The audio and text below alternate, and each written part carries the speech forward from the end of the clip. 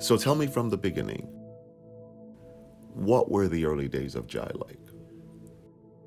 So I was born here in New York, December 10th, 2000, to Andrew Jackson and Melanie Jackson.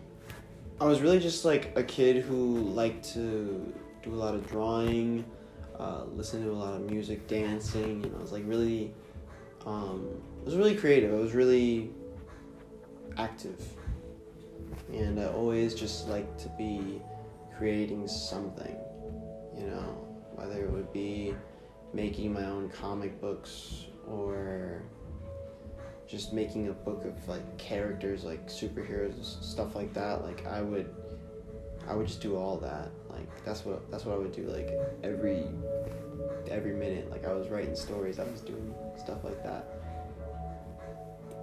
I started playing soccer like very early age 3, up to high school. It's kind of where I ended, but it was just a major part of my life, and it taught me a lot, and it kept me active, kept me in that active mindset.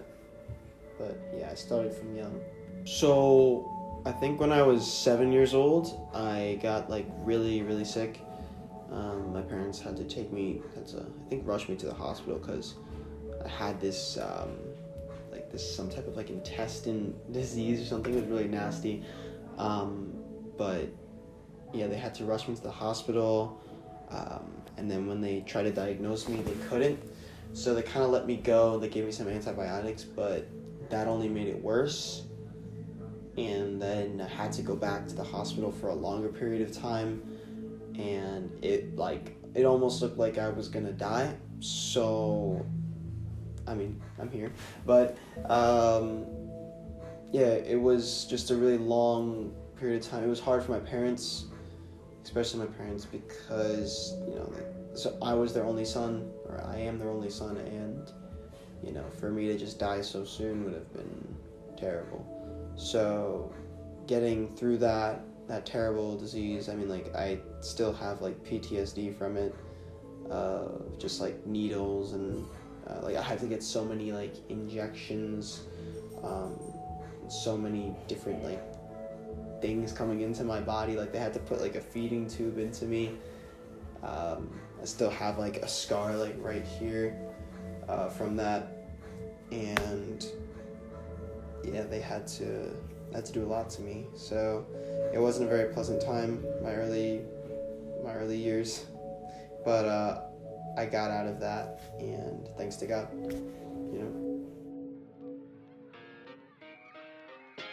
I think St. Agnes is really where my story starts. That's where I made a lot of my friends, like Miles Crosby. Okay, Miles, would you like a normal question or a challenge? So I went into 3rd grade, everyone had their friends already, so it was nice of him to be How much? so friendly and kind, accept me as the new kid. Less than a pound? That is correct! Yeah! Now remember... So middle school was a very interesting time for me.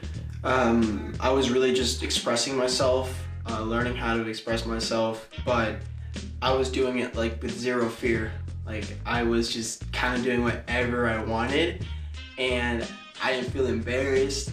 I didn't feel, like, oh, I can't do that because they're here, cause someone's watching me. Like, I did not care if anyone was watching me. Did you make videos too?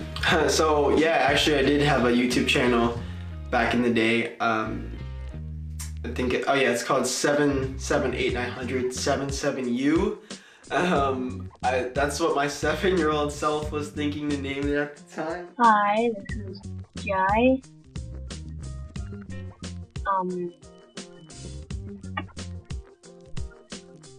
Hi, this is 7780077U, and this is my first video. You were telling me earlier that exams were a big competitive thing for you. I did see like everything as a competition, even with grades. Like I would be sitting in like the class, and we'd be getting our tests back, and the teacher's handing down the tests, and I look at everyone else's grades, And I'm like, oh, they got this, they got that. And I'm in my mind, I'm thinking like, oh, I did well. And I usually did. I usually did do well, but it was always like that kind of like that calculating, like, oh yeah, I'm better. I'm like on top of these people, or like seeing people as inferior. I'd say this part of my life, it almost felt perfect, because my social life was there. My grades were there, and what I wanted to do, which was art at the time, I was doing it. So I really feel like it was just a great time in my life. And I'm not trying to say it to brag. I'm trying to say it because it sets up what came next in like my timeline. Like it really just sets up the next phase.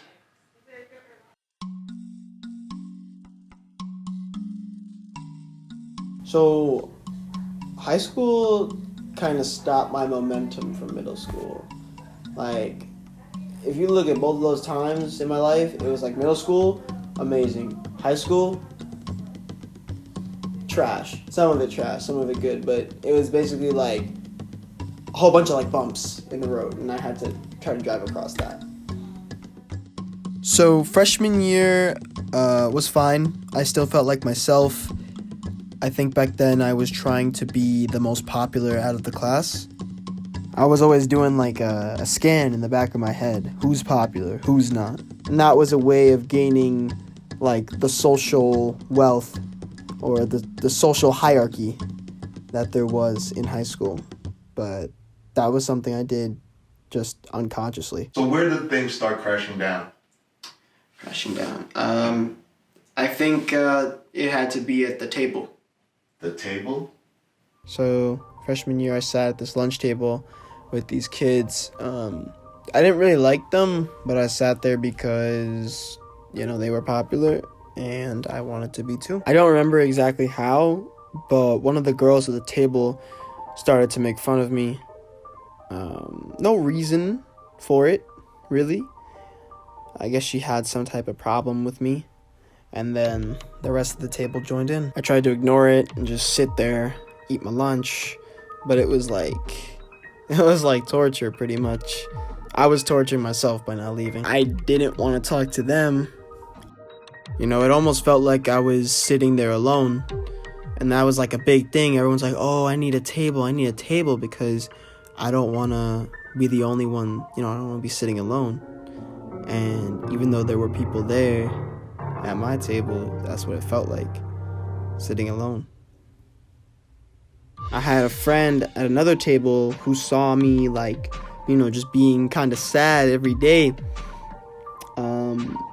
He tried to reach out and say, come over to my table, where you actually have friends. But I think out of pride, I was like, nah, I'm good here. It's all right. So at that table is where I first started to feel self-conscious. And then from there, my self-confidence just went down. And for some reason, my math grades as well.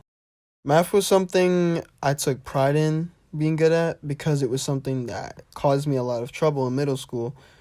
And I finally felt like I had a good grasp on it. So here I was again getting anxious about math. Tell me about your sophomore year. So sophomore year sucked.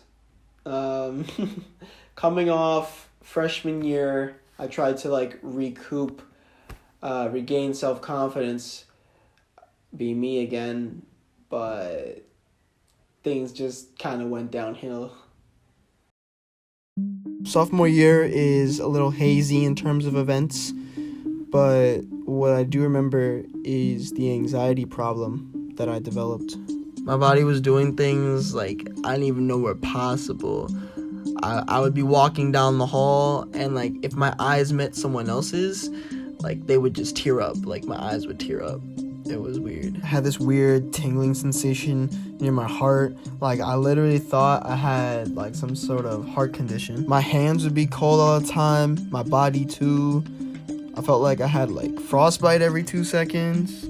I tried to counteract all the anxiety with some meditation, and I also started watching motivational videos, but that didn't help. As a Christian, I was feeling kind of guilty about that stuff, so I decided to stop, and I just started to pray instead to help me. Sophomore year was also the year I realized I hated my soccer team. I was starting to see that the people that I was with, I wasn't friends with them. Even though I'd been on the team for 7 years, I just never made any friends there. And it just kind of started to weigh on me. I started feeling very depressed once I had that realization. That awareness of my loneliness on the team just made me play worse and made me really self-conscious to the point where I could barely play like I used to. I don't know why I stayed. I think it was because I felt like it was quitting. Eventually I just came to the conclusion that it was stupid to stay on the team, stay in a place where I just didn't belong. So I quit. The last day wasn't really special. It was a rainy day, and I think I played all right. At that point, I was so detached from the team, I didn't even want to say goodbye, not even to my coach. My mom had to tell me to say goodbye to him. When the sun came out, it felt like a sign, like this was the right thing to do. Leaving that team was just a huge weight lifted off my shoulders.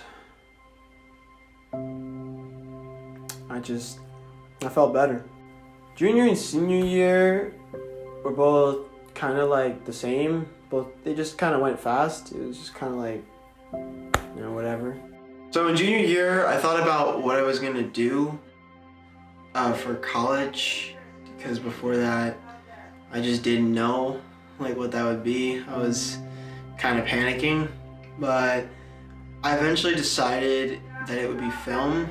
In senior year, I started getting better with my anxiety.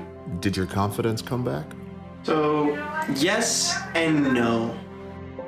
I had some confidence, but I still wasn't the same person as before. And I was really chasing that. I was really trying to be the same person I was before all the anxiety and all that stuff happened to me.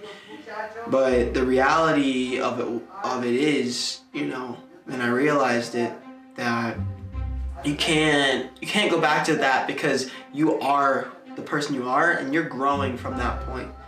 You can't look at the past and say I want to be there, because it doesn't exist. You have to grow, take what you learned, and move on, make yourself a different person. And that's just part of life. So that's what I had to learn. I had to be what I was becoming, not what I was back then.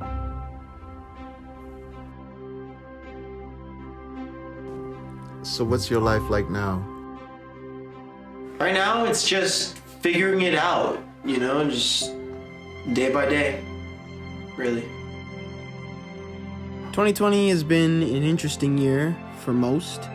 For me, it's been a transformative one. With all that time in the house, I was able to see how much I needed to work on myself and my skills. For the first time in a long time, I actually became consistent with things. I finally started learning Spanish, something I've been wanting to do for a long time. So I'm studying every day now. I started this script. I want to see it to its completion, because everything else I wrote never finished. I started doing MMA. This year I found that letting go of all that fear, of all those things that make you, is what gives you confidence in yourself. And that's something I constantly want. I just want to be me all the time. And I noticed that, if you're, moving away from who you really are, The more you do that, the more you put up this like fake version of yourself, and then when that fake version gets attacked, it kind of just comes all crumbling down. So to like sum it all up, I just want to be me, you know. I just want to be myself, if I can, like at all times, you know. Be me when everyone's around and when no one's around. That's my goal, you know. And I'm not perfect. I still mess up, you know. I still make mistakes. I'm still selfish. I'm still doing things wrong in certain areas, and I'm learning. But what I really want is to just be myself, because I feel like that is what stops you from being free.